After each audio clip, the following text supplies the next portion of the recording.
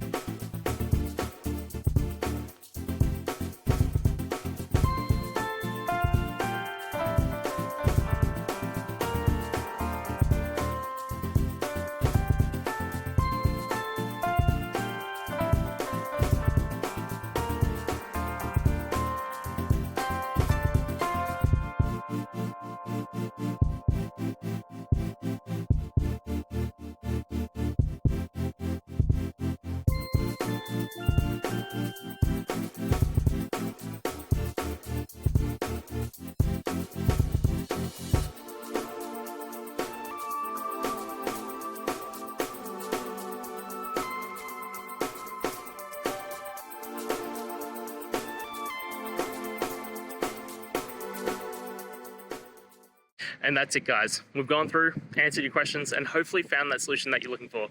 If we did, please hit subscribe. I'd really appreciate it. And until the next time you need technical help, I hope you have a good one.